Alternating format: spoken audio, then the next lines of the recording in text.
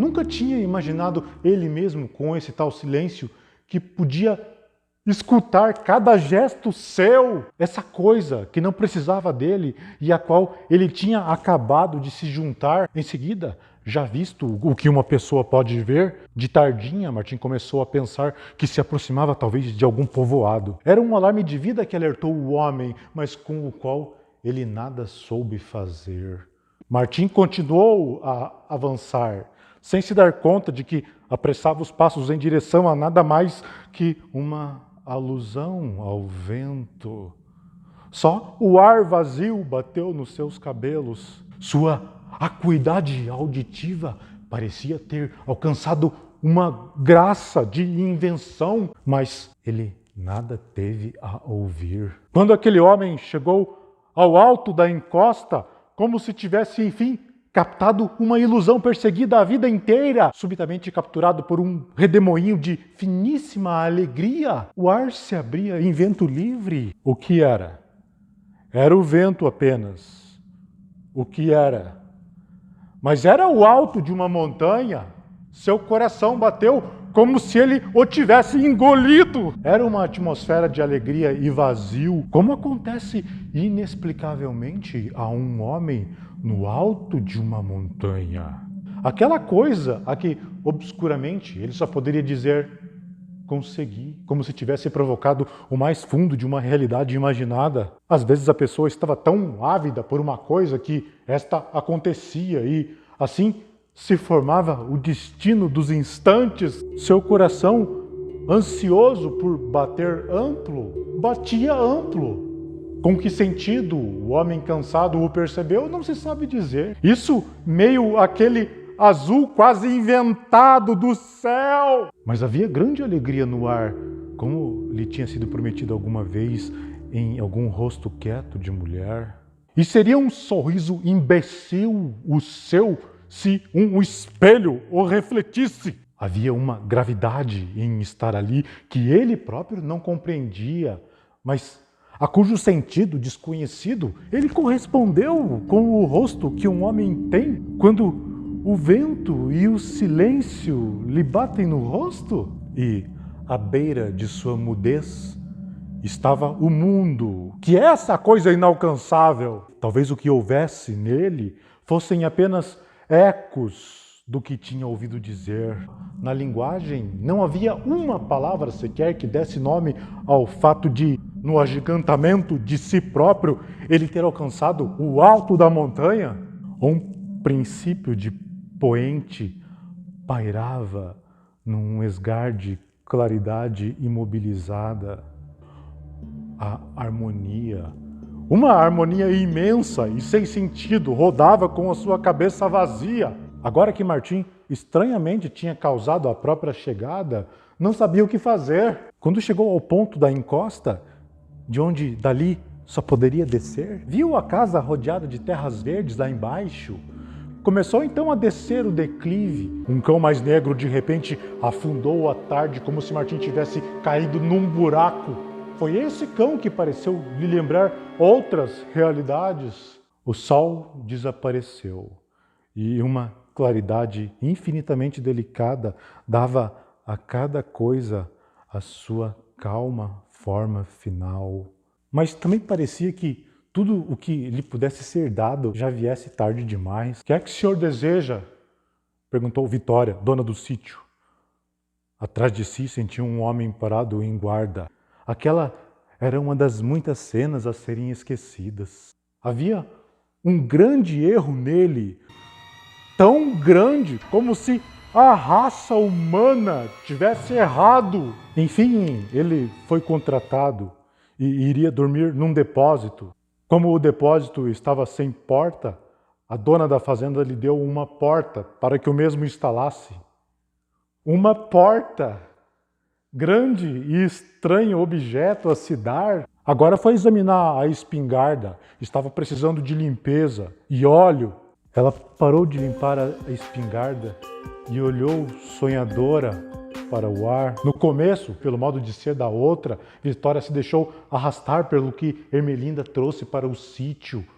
O medo do escuro e a a alusão disfarçada à morte, como se essa fosse um segredo. O medo, a morte, a esperança. Uma esperança que se concretizava em aguardar acontecimentos, como se o impossível estivesse ao alcance da mão. De um momento para o outro podia acontecer alguma coisa. Ermelinda era um pouco espírita, com um olhar estoico. Vitória segurava a espingarda. Se não desse magnificência ao mundo, estaria perdida. Ela tornava magnífico o que ela sabia, mas o que sabia já tinha se tornado tão vasto que mais parecia uma ignorância.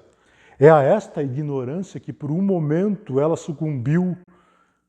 Se eu pudesse dar um tiro e tudo desabasse. Pensou por um instante que a cabeça falhou. Ermelinda podava roseira brava. Vitória fechou os olhos um instante. Quando os abriu, viu que Ermelinda se interrompeu com a tesoura no ar e o seu rosto de novo atingiu uma extrema nota aguda, como se para um dia chegar a esta expressão é que um rosto fosse feito. A escuridão se fazia aos poucos. As flores assombravam o jardim. Vitória estava calma. A olhou profundamente, de novo, isenta de tudo aquilo que aquela moça era.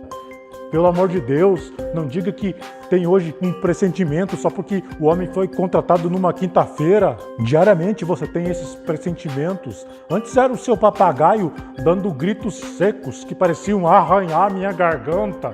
Seu papagaio, seus pressentimentos, seu medo de morrer. A mulher ruim olhou a doçura com que a noite vinha cheia. Esse modo como, em certa hora, o mundo nos ama. Martim, no depósito de lenha, embora não precisasse de si para nada, uma luta elementar se fazia nele. Se aquele homem ainda se lembrava de como era o mundo, naquele quadro havia alguma coisa a que ele certamente responderia se ainda fosse gente. Quando soprou a lamparina, a escuridão se fez cheia de vento pela janela e como se trevas encontrassem outras trevas, o cansaço o derrubou com alguma misericórdia no sono, até que uma aurora pálida começou a se mexer e a brisa soprou a primeira fraca vida. O homem se sentou, quando ainda era uma madrugada muito bonita, quando ainda não há luz, e a luz é apenas o ar, e a pessoa não sabe se está respirando ou vendo. O homem não antecipou nada, viu o que viu, como se olhos não fossem feitos para concluir, mas apenas para olhar, até que mais um segundo dessa própria isenção e também sua cabeça foi atingida pela incompreensão do que ele via. Ele teve um sentimento de encontro, quando o mundo, com suas madrugadas, nada tinha a ver com uma pessoa, e quando o que uma pessoa poderia fazer era olhar, que é o que ele fazia. É verdade que seus olhos custaram a entender aquela coisa que nada mais do que acontecia, que mal acontecia, apenas acontecia. Durante os incompreensíveis dias que se seguiram, todos os elos lhe escapando, recebendo atordoado as primeiras ordens vindas de Vitória, e guiado por uma obstinação de sonâmbulo, como se o tremor incerto de uma agulha de bússola o chamasse, ia, enfim, ao descampado, onde teve aquela iluminação vazia de vida, mas fundamental e a par de sua vida. O homem se refugiava calado e bruto, como se somente no princípio mais grosseiro do mundo aquela coisa que ele era coubesse.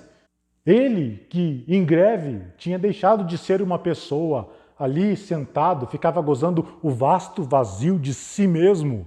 Esse modo de não entender era o primeiro mistério de que ele fazia parte. É que o descampado onde ele teve sua profunda experiência sentado na pedra era de uma grande perfeição. Nem mesmo quando a luz se aproximava, chegava a transformar o ar do silêncio. A claridade, chegando através de etapas e etapas de silêncio, se reduzia ali à mera visibilidade, que é o máximo de que os olhos precisam naquele mundo rudimentar, ali era o escuro ar de que vive uma coisa viva.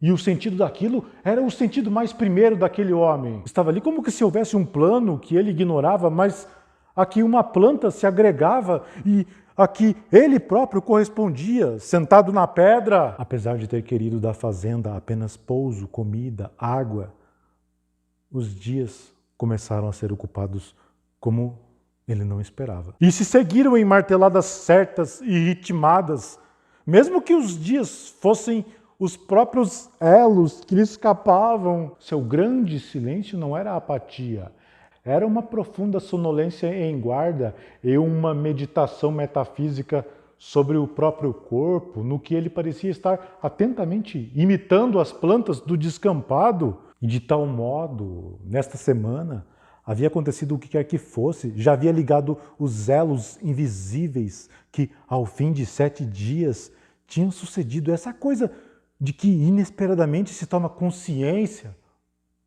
um passado. O homem todo tinha se reduzido a essa espécie de vigilância. E isso, na verdade, lhe dizia que o que estava ali acontecendo era um desses períodos dos quais, depois que se passam, se diz: nada aconteceu.